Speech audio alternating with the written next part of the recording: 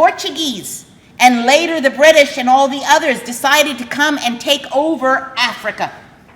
They saw the wealth, they saw the gold, they saw the knowledge, and they're like, we need that for us. Imagine.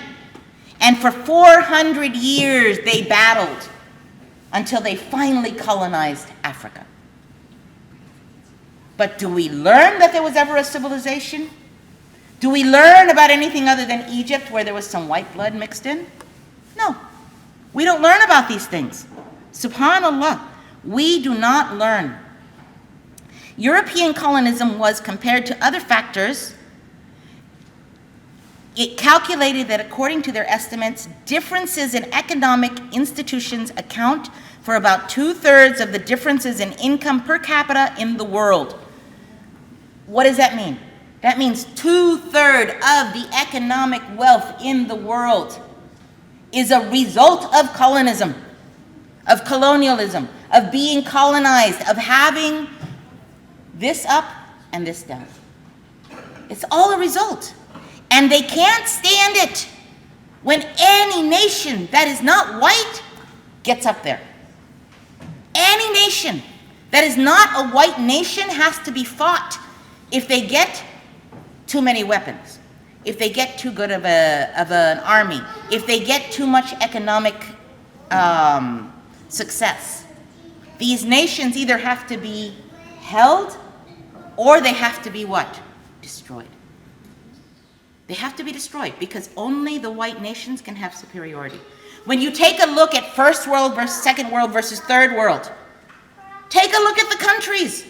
What are the colors of the first world countries? What are the colors of the second world countries? I am an American. When I go to the United States from Kuwait, Kuwait is second world moving towards first world. America is first world. People in America are eating out of trash cans. You don't see that in Kuwait. You don't see the economic disparity between the very rich and the very poor. SubhanAllah. You don't see the homeless. You don't see the same problems here in the second world, which is brown, versus the first world, which is white. And they do that deliberately. They keep us down. They keep anything that is not pure white down, and it's done on purpose. And it's all a matter of history. They may not even be doing it deliberately at this point. It's just left over. And the Prophet ﷺ said, the one who has the weight of a mustard seed of arrogance in his heart shall not enter paradise.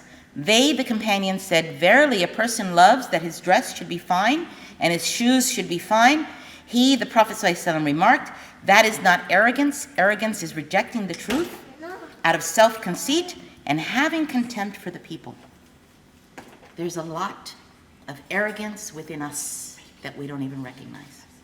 We think we are the best. And we don't see our own sins. We don't see our own problems. We don't see our own prejudices.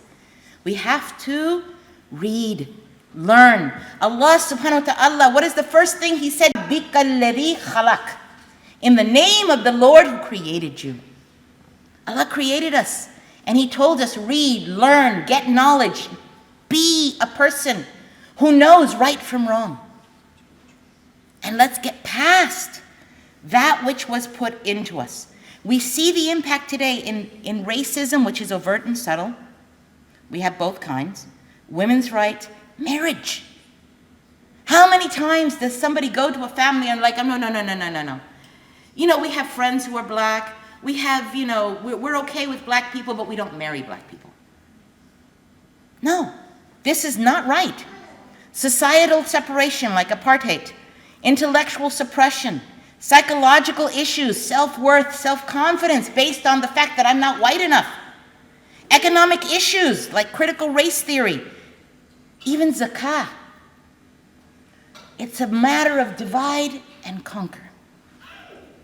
We divide ourselves from each other. It amazes me how here in Kuwait, and I'm using this as an example, it's everywhere, it's not just here, but everywhere. But here in Kuwait, The Hadr versus the Bedu versus the Irani versus, if you take the Hadr, there's the business families, there's the sea families. They're all separated into little groups, and this group only marries this group. When you get to the Bedouins, this tribe only marries this tribe. When you get to the Iranians, this group only marries this group. It's like you're already separated into three big groups, and then those three groups are separated into a bunch of tiny little groups. So it ends up being what? We can't marry anybody. This is not right. This is not Islam. And then we have the self, the tribe, the self-esteem, all of these issues stem from what the colonists brought to us. And whether we are white or black or anything in between, we have it.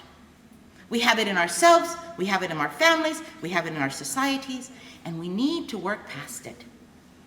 Subhana wa bihamdik, ashhadu an la ilaha illa ant, astaghfiruka wa atubu ilayk. Thank you very much. I hope that this was beneficial.